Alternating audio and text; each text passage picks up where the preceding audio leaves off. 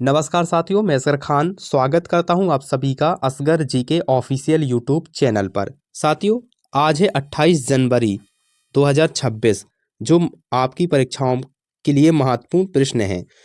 Top 10 प्रश्न हैं साथियों, आज हम इस वीडियो में कवर करने वाले हैं 28 जनवरी 2026 का करंट अफेयर। साथियों, आज का सेशन स्टार्ट करने से पहले अगर आपने हमारे यूट्यूब चैनल को सब्सक्राइब नहीं किया तो पहले सब्सक्राइब कर दीजिएगा और बेल आइकन को प्रेस कर दें ताकि कोई भी महत्वपूर्ण वीडियो आपसे मिस ना हो पाए। साथियों, हम 28 जनवरी 2026 का करंट अफेयर इस वीडियो में पढ़ने वाले हैं, ठीक है, और महत्वपूर्ण प्रश्न देखने वाले हैं जो आपकी परीक्षाओं में पूछे जा सकते हैं। चलिए, आज का हमारा रिवीजन क्वेश्चन क्या है, ध्यान दीजिएगा साथियों। रिवीजन क्वेश्चन क्या है, तो मिजोरम ने दूध उत्पादन और डेयरी विकास को बढ़ावा देने के लिए किस राष्ट्रीय संस्था के साथ समझौता ज्ञापन पर हस्ताक्षर किए हैं? तो सभी साथी इसका आंसर कमेंट बॉक्स में बताएंगे। 4 ऑप्शन दिए गए हैं, इसका आंसर सभी साथी कमेंट बॉक्स में बताइए। रिवीजन क्वेश्चन लिखिएगा, फिर इसका आंसर लिखिएगा, ठीक है। तो मैं समझ जाऊंगा कि आप लोगों ने रिवीजन क्वेश्चन का आंसर बताया है। सभी साथी इसका आंसर बताइएगा। मैं डेली आपसे एक रिवीजन क्वेश्चन पूछता हूं जो आपको कमेंट बॉक्स में बताना है, ठीक है। चलिए, आज का हमारा पहला प्रश्न क्या है, ध्यान दीजिएगा। पहला प्रश्न है साथियों, हाल ही में Bharatendu Harishchandra life time achievement पुरस्कार से किसे सम्मानित किया गया है? तो साथियों, किसे सम्मानित किया गया है? तो नमिता गोखले को, याद रखिएगा। सभी साथी याद रखिएगा, ऑप्शन बी इसका राइट आंसर हो जाएगा, ठीक है। ऑप्शन बी इसका राइट आंसर हो जाएगा। तो नमिता गोखले, याद रखें, नमिता जो गोखले हैं वो कौन है? नमिता जो गोखले हैं वो कौन है साथियों?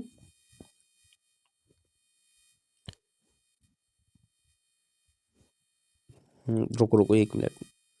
हाँ, चलिए ध्यान दें, ऑप्शन 20 का राइट आंसर हो जाएगा, ठीक है।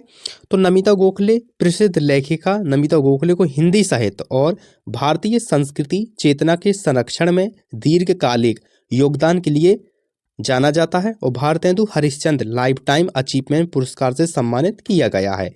उनके साहित्य में परंपरा, आधुनिकता और स्त्री विमर्श का संतुलित चित्रण देखने को मिलता है, इसलिए इन्हें यह अवार्ड इन्होंने जीता है या इन्हें पुरस्कार दिया गया है, ठीक है।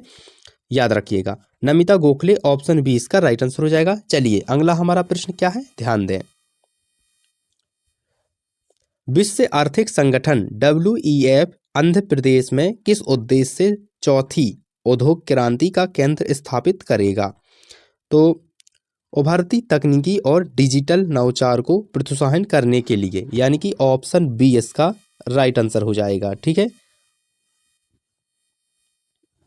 तो विश्व आर्थिक संगठन आंध्र प्रदेश में चौथी औद्योगिक क्रांति केंद्र स्थापित कर artificial intelligent, internet of things और उन्नत विनिर्माण जैसे तकनीकी को बढ़ावा देगा।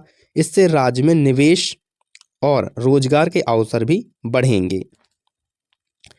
तो ऑप्शन बी इसका राइट आंसर हो जाएगा, याद रखिएगा साथियों। चलिए, अगला हमारा प्रश्न क्या है, ध्यान दें। अगला प्रश्न है साथियों, एशिया के सबसे बड़े नागरिक उड्डयन सम्मेलन विंग्स इंडिया 2026 का आयोजन किस नगर में किया जा रहा है? तो किस नगर में किया जा रहा है, याद रखिएगा साथियों, किस नगर में किया जा रहा है? तो हैदराबाद में, ठीक है। ऑप्शन सी इसका राइट आंसर हो जाएगा, याद रखिएगा, हैदराबाद में। हैदराबाद में ऑप्शन सी इसका राइट आंसर हो जाएगा, याद रखिएगा।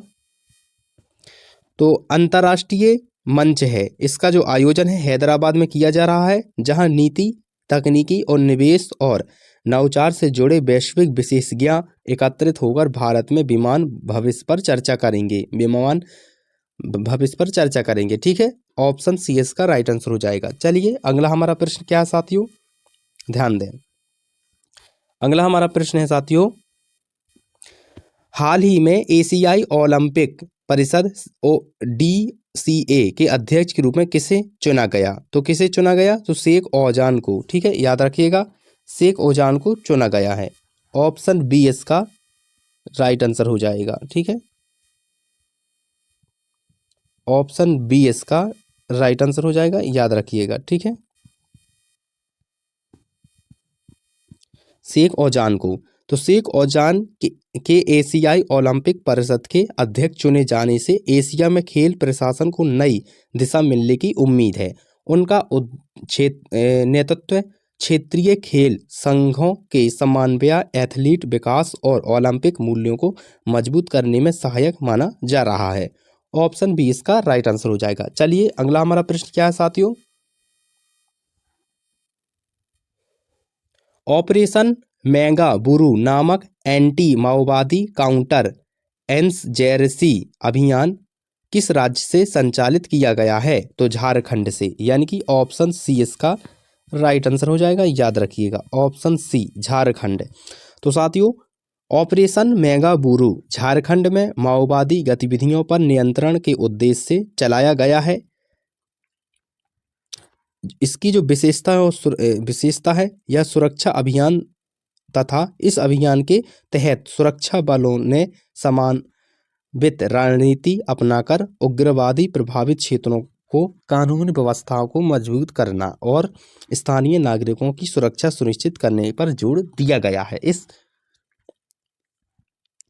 इस ऑपरेशन के द्वारा। ठीक है, झारखंड में चलाया गया है, याद रखिएगा। चलिए अगला हमारा प्रश्न क्या है साथियों, ध्यान दें। साथियों अगर आज का सेशन अच्छा लगा हो तो वीडियो को लाइक कर दें, चैनल को सब्सक्राइब जरूर कर दें और अपने दोस्तों के साथ वीडियो को शेयर जरूर कर दें। चलिए अगला हमारा प्रश्न क्या है, ध्यान दें। तो अगला हमारा प्रश्न है साथियों, आईसीसी की हालिया घोषणा के अनुसार T20 विश्व कप के ग्रुप सी में बांग्लादेश के स्थान पर किस टीम को शामिल किया गया है? तो स्कॉटलैंड, यानी कि ऑप्शन सी इसका राइट आंसर हो जाएगा। ठीक है, स्कॉटलैंड, ऑप्शन सी इसका राइट आंसर हो जाएगा, याद रखिएगा। ठीक है, तो आईसीसी ने प्रतियोगिता सूचना में बदलाव किया है। T20 विश्व कप के ग्रुप सी में स्कॉटलैंड को शामिल करने का निर्णय लिया है। इस परिवर्तन से ग्रुप की प्रतिस्पर्धा और संतुलन पर असर पड़ेगा तथा एसोसिएटिव टीमों को बड़े मंच पर प्रदर्शन का बेहतर अवसर मिलेगा। चलिए अगला हमारा प्रश्न क्या साथियों, ध्यान दें। अगला हमारा प्रश्न है साथियों, हाल ही में किस राज्य ने मुख्यमंत्री सेहत योजना शुरू की है जिसके अंतर्गत 10 लाख तक की निःशुल्क कैशलेस उपचार प्रदान किया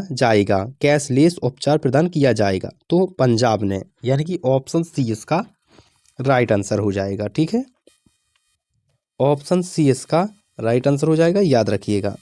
ये योजना है वो किस राज्य ने की है? पंजाब ने की है। ठीक है, ऑप्शन सी इसका राइट आंसर हो जाएगा।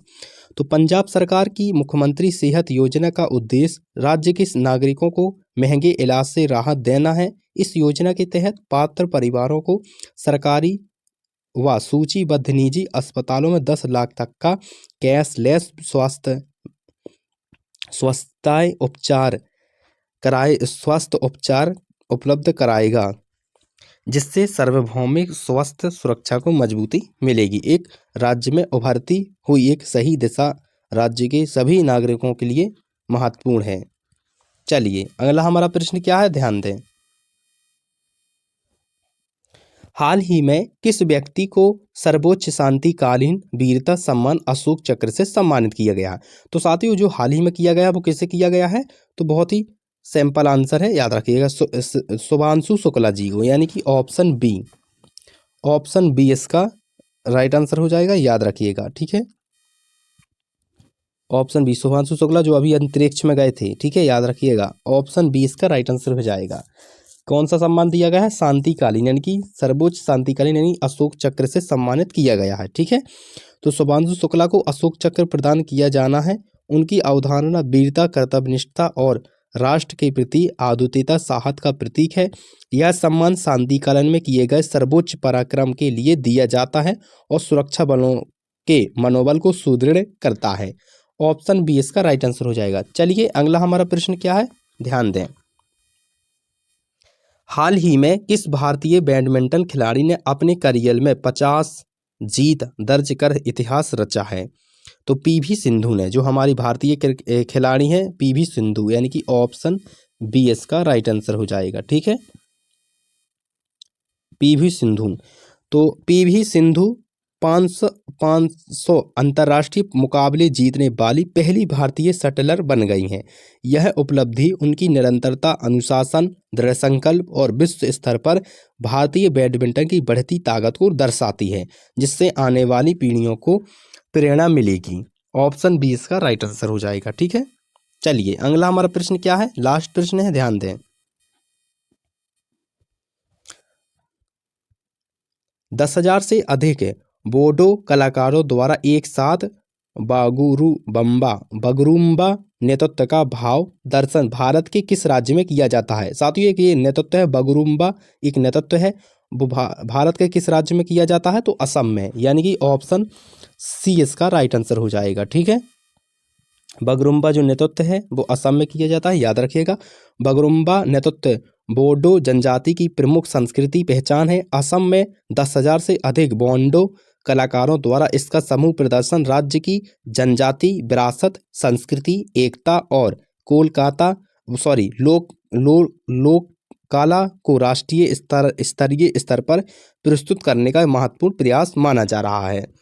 साथियों ये थे आज के मोस्ट इम्पोर्टेंट जो आपकी परीक्षाओं में पूछे जाएंगे। साथियों, आज का वीडियो अच्छा लगा तो वीडियो को लाइक कर दें, चैनल को सब्सक्राइब कर दें और अपने दोस्तों के साथ वीडियो को शेयर कर दें। धन्यवाद।